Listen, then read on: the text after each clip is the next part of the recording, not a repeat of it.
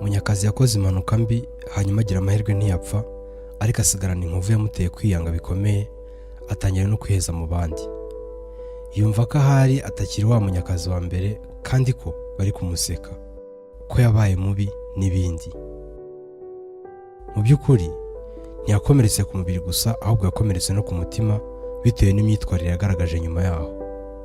Ni ukuvuga ngo iyo ukoze impanuka ugakomereka hanyuma hagasigara ikimenyetso, inkovu, rimwe na rimwe kikakubuza umutekano, ni nako iyo hari ikikubayeho hanyuma ukemera guheranwa n'agahinda, gukomereka mu mutima, icyo gikomere gishobora gukira ariko noneho hagasigara ikimenyetso, ukabazwa cyane no kwibuka ko.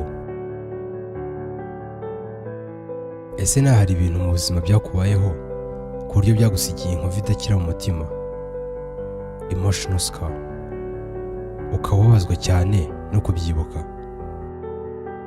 Ese ubyibukira iki?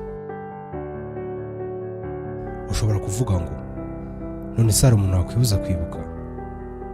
Niba ari uko bimeze cyaba ari ikibazo. Reka nkomeze iyi nkuru ya Munyakazi aho uraza gusobanukirwa neza. Muri uko guhinduka kwa Munyakazi yumvaga ko ntawe ukimukunda, byatumye yiroha mu nzoga, ahinduka umuntu uhora avuga nabi, ahora yashwanye n'abo mu rugo iwe n'ibindi. Namwe murabyumva. Ubwo Munyakazi twari inshuti kera, byatumye aza kundeba hari ngo mufashe. Maze kumva ibibazo bye, mbona ko byakemurwa gusa no gukuraho icyayimuteraga burundu, gusibanganya burundu ya nkovu yamuteraga ipfunwe, agasubirana isura nziza nk'uko yahoze. Nahereye ko mwohereza ku plastic surgeon, muganga ubaga, twari tuziranye, hanyuma mukemurira cya kibazo. Ni kwa gufasha gitera, wabanje kumenya ikimutera. Ubu Munyakazi ameze neza cyane, yasubiye kubana neza n'inshuti ze, yaretse inzoga. Urundi rugero rwiza narukura mu magambo Munyakazi yambwiye ubwo naganiraga nawe. Yambwiye ko we n'umugore we batumvikana kuko igihe yari yariyanze yatashye yasinze maze aramukubita bikomeye. Aho amereye neza yaje kumusaba imbabazi arazihabwa, ariko iyo agize akandi gakosa akora, umugore we ahita amubwira ukuntu ari igikoko, umugome, n'ukuntu yari agiye kumwica. Munyakazi yamubaza niba ataramubabariye cyangwa se bitaribagiranye, akamusubiza ko kubabarira bitavuze kwibagirwa.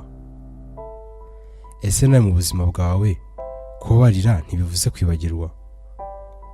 Ni ukuvuga ngo Munyakazi kugira ngo akire ikibazo yari afite byasabye plastic surgery, kumubaga ya nkovu, hanyuma asubira nk'uko yari ameze. Ni kimwe n'uko n'umugore we yari akeneye plastic surgery ariko ibitekerezo bye. Nawe niba umeze nkawe ukeneye plastic surgery y'ibitekerezo byawe kugira ngo usubire nk'uko kera watekerezaga. Ikiriho nuko surgeon agomba kuba wowe ubwawe. Ni wowe ugomba kwikemurira ibibazo nk'uko ntawe mufatanya gutekereza. Navuze byinshi, ariko icyumvikanye nuko bikeneye kubabarira no kwibagirwa burundu mu buzima. Byanabaho ko wibuka, ntubitindeho. Icyo nicyo cyafashije umugore wa Munyakazi, none ubu basigaye babana neza. Mu by'ukuri ijambo kubabarira ntibivuze kwibagirwa. Bishatse kuvuga ko utigeze unababarira kuko uhora witeze ikindi kintu kibi kuwaguhemukiye no kumwereka ko ukibyibuka. Ahari kugira ngo mpoze ku nkeke kugira ngo atazongera. Kuba ateye intambwe ikomeye, bababarira umuntu ntibabarira ikosa. Ni ukuvuga ngo ntibirirwa banabara ikosa kuri wa muntu, kuko ahanini iyo wabajije bakubwira ko nawe atari we. Baba bakoze icyangombwa, gutandukanya umuntu n'ikosa rye. Nta muntu w'ikosa ubaho, ahubwo akora amakosa. Nta muntu w'icyaha ubaho, ahubwo akora ibikorwa byateza abandi akaga. Nta muntu. Birumvikana. Ese wowe nta muntu mu buzima waguhaye urugero rwiza kuko yakubabariye kandi akibagirwa burundu ibyo wamukoreye? cyangwa se uwabikoreye abandi.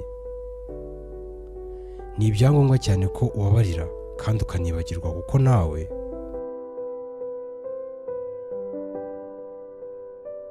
turangiza, reka ngusabe nugera aho wiherereye uze gufata urupapuro n'ikaramu, hanyuma wandike abantu bose bakubabaje bikomeye, wenda wifuzaga no kuzishyura uretse ko atari byiza.